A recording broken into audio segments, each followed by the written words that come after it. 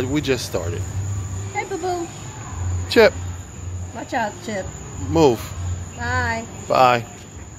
Go. The water all over me. I know. Usually I would just shoot him with the water hose because it's hot. But anyway, let's see. How did we meet? Yeah, how did we meet?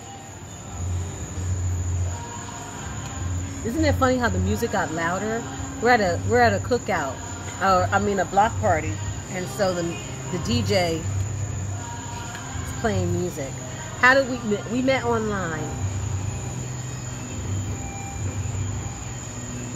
Wow. Damn internet. Somebody said something about that. They said, meeting online. It was at my Toastmasters. Meeting online can almost be like an arranged marriage. You know how other cultures have arranged marriages? That's dumb. It's not dumb. It makes sense. Okay, explain. Well, the fact is that things are arranged by design.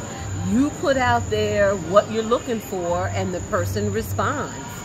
And there you go. It's not that it's a definite arranged marriage, but it could be construed as one to some extent because everything's so mechanically inclined to get you to find the most compatible person, and then you're matched up, and then... I don't think so. Definitely not in our case. I know, because you're lucky to be with someone as fine as I am. Go ahead. You can go on that one. I remember when my girlfriend and I decided that we were going to do online dating. And we were meeting different guys and whatnot. It was a lot of fun. And when I met you, though, I had already had a boyfriend. Well, sort of kind of a boyfriend. Oh, you mean the midget? He wasn't a midget. He was a midget.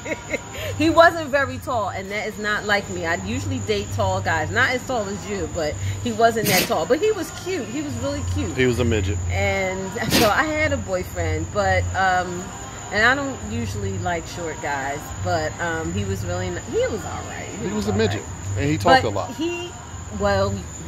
You were fun.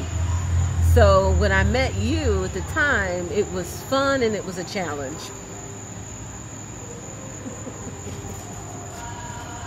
And it was like a project. So, but then you remember, we end up becoming friends. I think that's why it's almost 20 years. 20 years. And I still don't understand it. Because I think we became friends. And we would kind of just, I think we were just kind of there for each other, I guess. Like, yeah, we hung out. Remember what I told you a long time ago? When you asked me on the phone, I said, I suck as a boyfriend. I suck as a fiance, but I'm a great husband. So I'm waiting for the great husband part coming out. But, yeah. All right, I'll give it to you. You might as well. I've been married to you for 20 years, and I've dated you and known you longer than any man in my life. God. So, but one of the things that I liked about you is, and while I was dating, and you were dating too, because you were dating that girl. We won't say her name. I was dating several. Don't put her name out. Several girls. Yeah, but we won't say about the girl that you actually was a pimp. Called her and asked her to do your hair. To do my hair. I sure did. I was trying to arrange my chocolate fantasy. Yeah, right. That didn't go over well.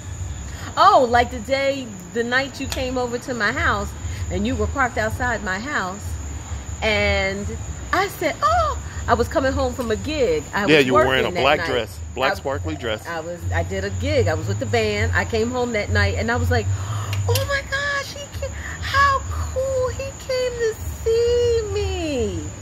Yeah, I was helping her move. Later on I found out it was because you were helping the other girl move around the corner. Of course. You just came. You said, I need a place to hang out and go to sleep. I need a place to hang out. I'm tired. It's a lot of work. What time she get off that gig? Yep. Exactly.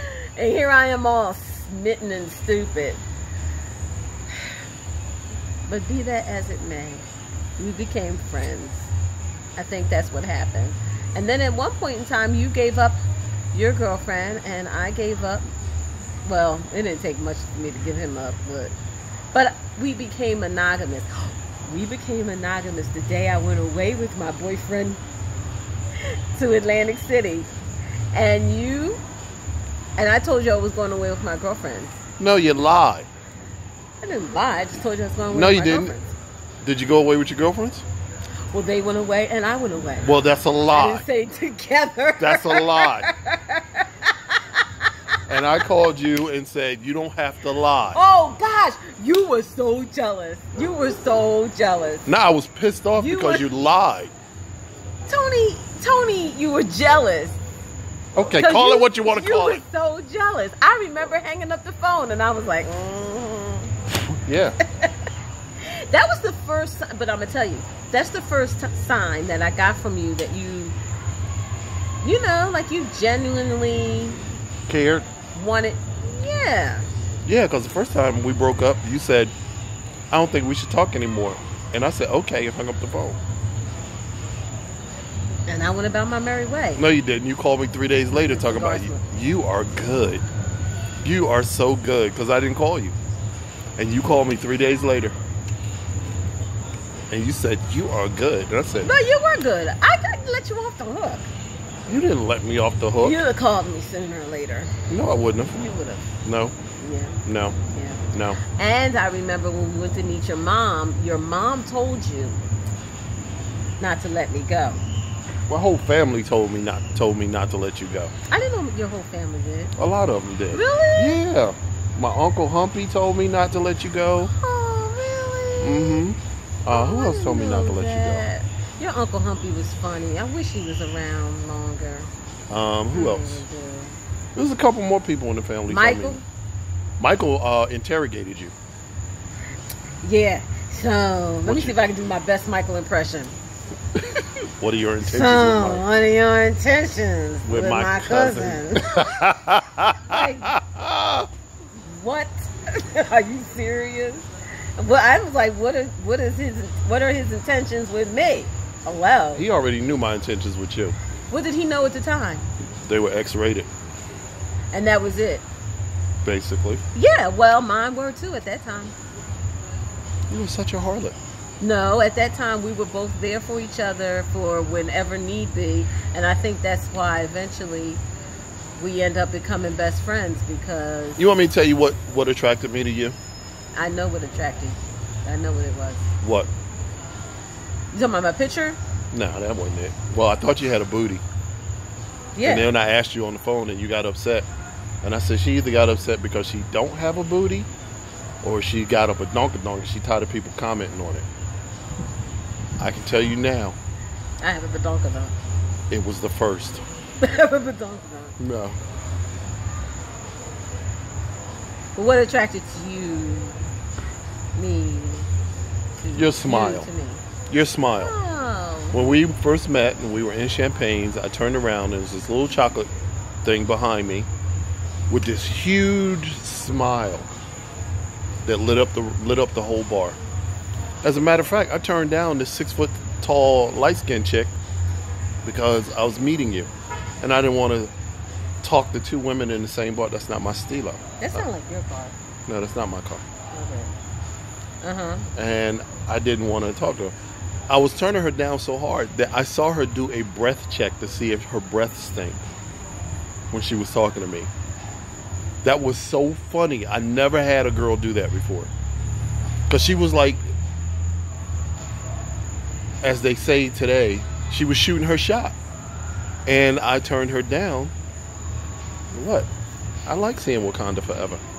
And she was shooting her shot and I turned her down. Yeah.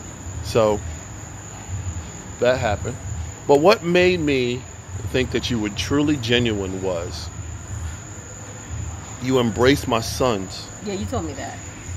and it was genuine. It wasn't embracing my sons to try to get close to me. because I was looking for all the cues. Like what?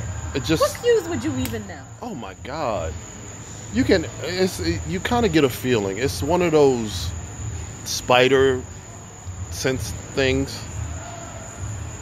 and you genuinely embrace my boys, which was really, really cool. So I was like, okay, she all right. Your boys were easy to embrace, though. Now I'm lying. No, but he wasn't bad. He wasn't bad either. He was just difficult. He wasn't difficult. I think that, He was being a boy. yeah, that's all. He was being a boy. I didn't mind him too much. I mean, we went walking. So Oh. what? He disappeared, and I almost had a heart attack because I was like, oh Because my you God. lost my son. He took off. He took off on that scooter. And I was like, Anissa is not going to kill me because I done lost this child. And he took off. And I remember I walked that entire park. I was like, Asking have you everybody. seen a little boy in a scooter? Everybody said, yeah, he was way up there. And I had to walk. And when I finally caught up to him, do you remember I came walking back with that scooter With the on scooter my shoulder? on your shoulder, I was laughing. I was so mad. I was like, your mom is going to kill me if something happened to you. Because I would have killed somebody if something happened to my child. Oh, wow. Yep. But anyway, be that as it may. So there's how we met. And here we are 20 years later. We got a doggie and a daughter. And we have been through a lot. Yeah, we have. We've been through a lot. We've been through a lot. And the key to a successful marriage is... Don't kill each other. Well, how do you keep from killing each other? Well, I try to keep most of my guns unloaded. So when I have those urges, it's just too much energy to put the clip in. I think we got to a point where we really... I tell people all the time, it takes time to figure out what you can say and what you can't say. Yeah, Because when you first get married, when you first start living with somebody and you get married, you want everything the way you want it. And you want to say what you want to say when you want to say it. And there's a point in time in that marriage, in that relationship, where you realize, you know what? I'm not going to say anything.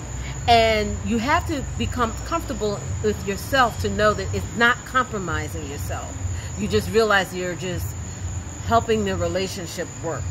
Because some people feel like, well, if I don't say what I feel all the time, then he'll never have any respect for me and he won't respect the relationship. But that's not really it. You just realize, you know what? I'm going to approach it this way. And you're not compromising yourself.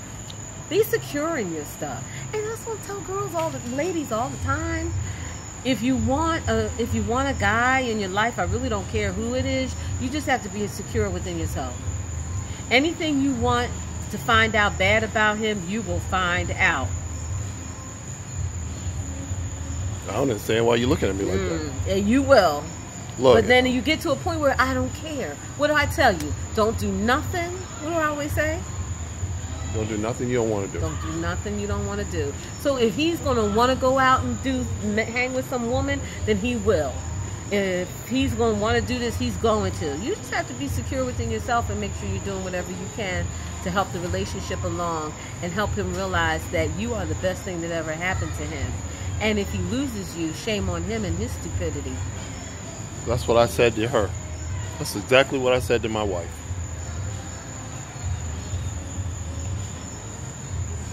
And sing. Insane. Okay, bye everybody. We'll talk to you later.